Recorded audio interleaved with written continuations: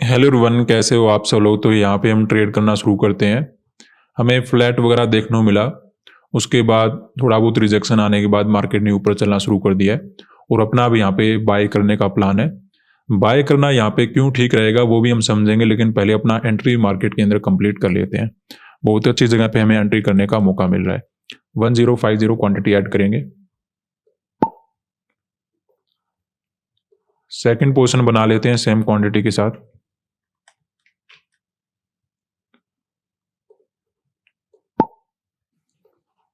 Sensex में add करेंगे 840 quantity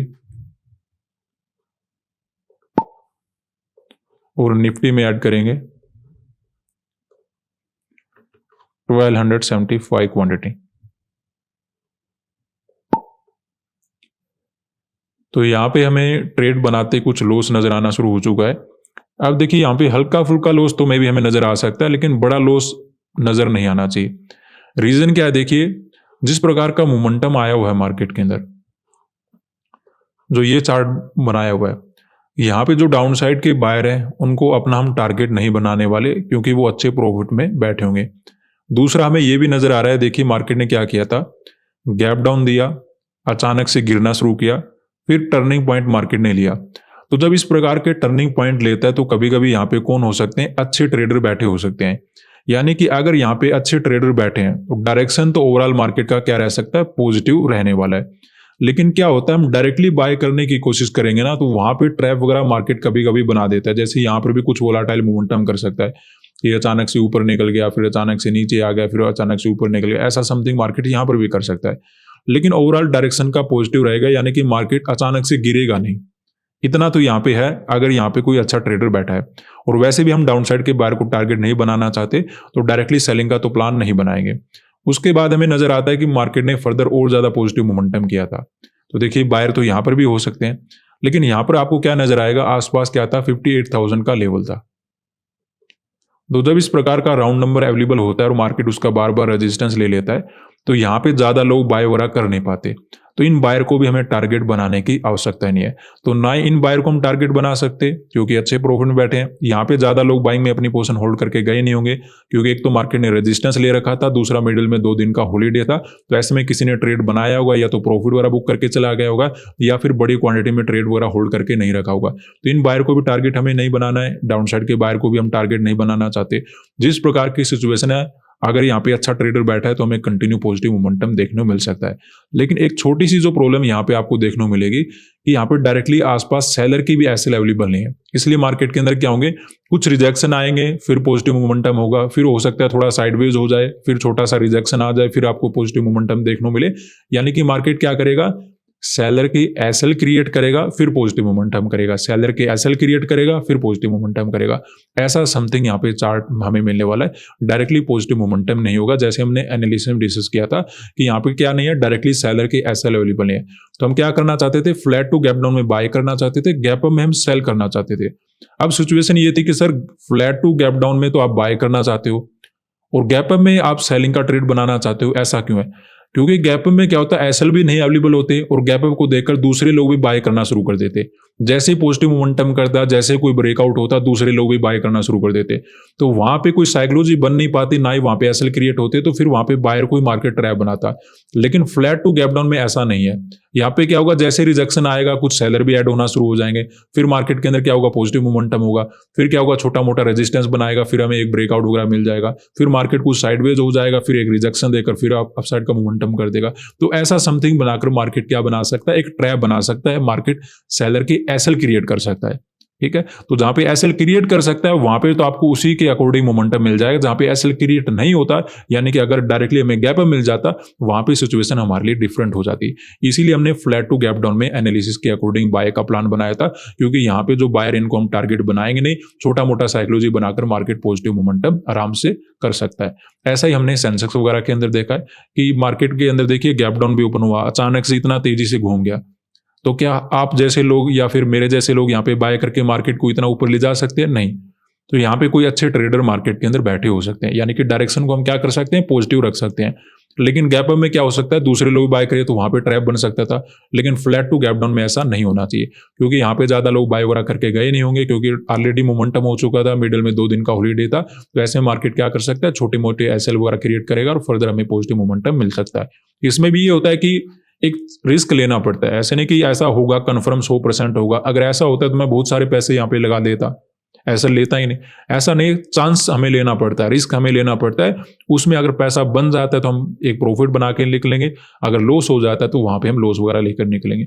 ऐसा ही हमें चार्ट निफ्टी के अंदर नजर आ रहा है, जिस प्रकार का टर्निंग पॉइंट मार्केट ने ले रखा है। नीचे के बायर को टारगेट नहीं बनाना है, आसपास के बायर को भी मार्केट ने रिजेक्शन वगैरह देकर निकाल चुका है। मिडिल में 2 दिन का हॉलीडे था, तो यहाँ पे बड़ी क्वांटिटी में बायर अपनी पोजीशन होल्ड वगैरह करके नहीं बैठे होंगे। तो ऐसे में कुछ एसएल वगैरह क्रिएट करेगा, फर्दर हमें पॉजिटिव मोमेंटम देखने को मिल सकता है। इसी बात को समझते हुए यहाँ पे हमने कॉल साइड का ट्रेड बनाया। अब देखिए, इसमें ये कहना कि 100% प्रॉफिट बनेगा और एग्जैक्टली ऐसा ही होने वाला है, वो मेरी गलती होगी। लेकिन मैं लॉस की लिमिट तक वेट ना करूं, वो भी मेरी गलती होगी। तो जब तक लॉस का लिमिट खत्म नहीं होता, आराम से हम वेट करेंगे। अगर टारगेट अचीव हो जाता है, उससे अच्छी बात हो नहीं सकती। बाई चांस अगर किसी कारणवश लॉस हो जाता है, मार्केट वोलाटाइल मोमेंटम कर देता है, क्योंकि इंट्राडे में क्या होता है, हमारे पास बहुत छोटा एसएल होता है। तो उस केस में अगर अपना नुकसान हो जाता है तो हम अपनी ट्रेड को लॉस में ही लेकर चले जाएंगे। अदरवाइज अगर प्रॉफिट बन जाता है तो एक ट्रेडर के लिए प्रॉफिट से अच्छी बात क्या हो सकती है मार्केट में।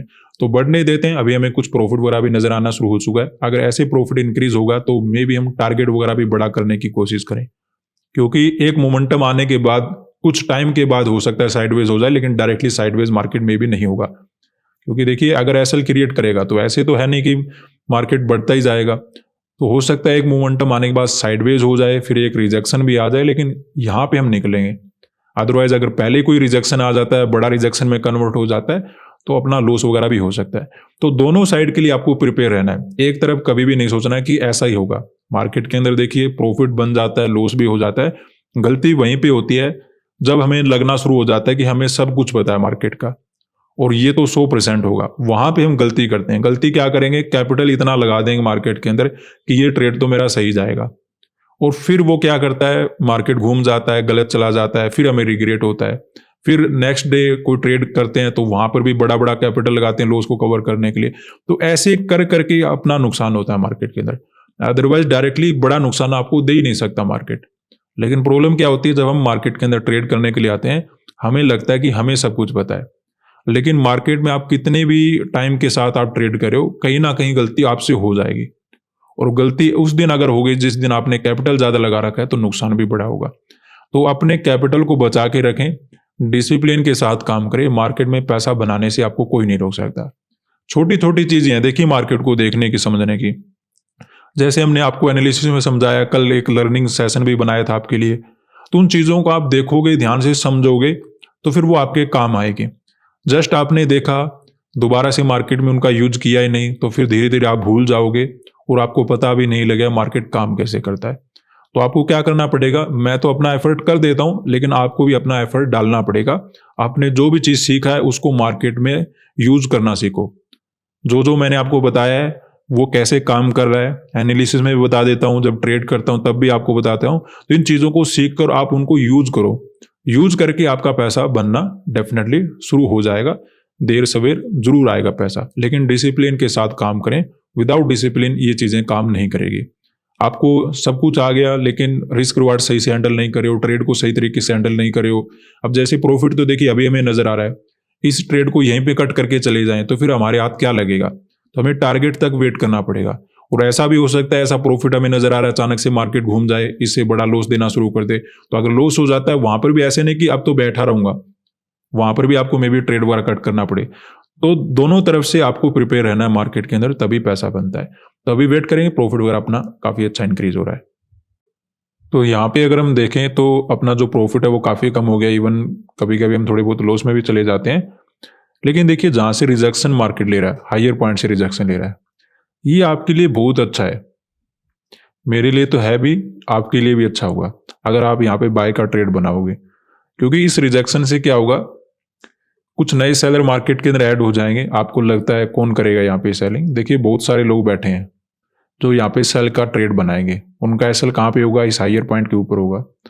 तो इसी वजह से यहाँ पे हमें फर्दर पॉजिटिव मोमेंटम मिलने वाला है। तो आराम से निश्चिंत होकर बैठे रहिए, आराम से अपना यहाँ पे प्रॉफिट बनेगा और अच्छा मोमेंटम यहाँ पे हमें मिलने वाला है।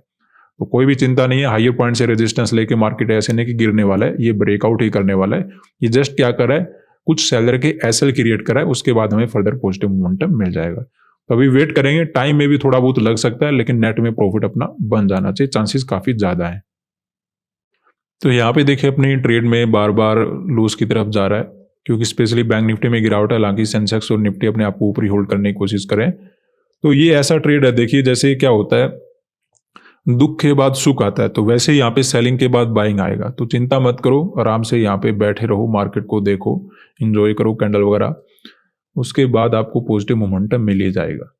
लेकिन हाँ, थोड़ा सा यहाँ पे हमें मेहनत तो करना पड़ेगा वेट करने का, वो हम कर लेंगे, वो हमारी हैबिट है। तो वेट करते हैं, देखते हैं क्या होता है। तो यहाँ पे देखिए अपनी ट्रेड में फिर से प्रॉफिट इंक्रीज होना शुरू हो चुका है और इस बार लगता है अपना टारगेट अचीव हो जाएगा। बड़ा प्रॉफिट बना के दे रहा है स्पेशली सेंसेक्स, इसमें अच्छा पॉजिटिव मोमेंटम आया हुआ है। यहां पर भी एक दो ब्रेकआउट के कैंडल बन जाए ना तो चिंता खत्म हो जाएगी अपनी। निफ्टी भी अच्छा कर रहा है, तो अभी वेट करते हैं, देखते हैं कितना प्रॉफिट हम कैप्चर कर पाते हैं। तो यहाँ पे अपना रेगुलर टारगेट अचीव हो चुका है और ज़्यादा हम लालच नहीं करेंगे। टारगेट बड़ा करने की उम्मीद तो कर रहे थे, लेकिन बैंक निफ्टी के अंदर कोई खास मोमेंटम हो नहीं रहा है। मे बी ये ब्रेकआउट करे, मे बी मार्केट ना करे, वैसे करना तो चाहिए, एक दो कैंडल तो जरूर निकालेगा मार्केट, लेकिन उसमें अपना रिस्क बढ़ जाएगा। अगर बाई चांस इसने रिजेक्शन दे दिया तो टाइम लग जाएगा अपना, क्योंकि अपना जो सेंसेक्स है इसने काफी अच्छा मोमेंटम दिया, प्रॉफिट भी जबरदस्त बनाया, निफ्टी ने भी काफी जबरदस्त प्रॉफिट बनाया। केवल बैंक निफ्टी पीछे रहता है, तो एक इंडेक्स के पीछे हम नहीं जाएंगे, ऑलरेडी अपना रेगुलर टारगेट अचीव हो चुका है। तो यहाँ पे हमने बाय मार्केट के अंदर क्यों किया था, क्योंकि जिस प्रकार की सिचुएशन थी, यहाँ पे मैं टर्निंग पॉइंट नजर आ रहा था। तो यहाँ पे अच्छे ट्रेडर मार्केट के अंदर बैठे हो सकते हैं, जो मार्केट को कंटिन्यू ऊपर ले जा सकते हैं। एक बात तो हमें ये समझ में आ रही थी। दूसरा नजर आ रहा था कि डाउन साइड के बायर वैसे ही प्रॉफिट में बैठे होंगे, इनको हम टारगेट नहीं बनाएंगे। यहाँ पे ज्यादा लोग अपनी बाइंग में पोजीशन होल्ड करके गए नहीं होंगे, क्योंकि एक तो यहाँ पे 58,000 का बार बार रेजिस्टेंस ले रखा था, मिडिल में 2 दिन का हॉलीडे भी था, तो ऐसे में इन बायर को भी हमें टारगेट करने की आवश्यकता नहीं थी। लेकिन यहाँ पे आसपास डायरेक्टली सेलर के भी एसएल अवेलेबल थे नहीं, तो इसलिए हमने यहाँ पे रिजेक्शन का वेट किया कि कुछ रिजेक्शन आकर मार्केट क्या करेगा, सेलर के एसएल क्रिएट करेगा, फिर हमें पॉजिटिव मोमेंटम मार्केट के अंदर मिल जाएगा। इसी बेसिस पे हमने बाय मार्केट के अंदर किया था। हालांकि बैंक निफ्टी के अंदर ब्रेकआउट नहीं देख पाए, लेकिन सेंसेक्स और निफ्टी ने काफी अच्छा पॉजिटिव मोमेंटम दिया। तो आज के लिए इतना ही, धन्यवाद।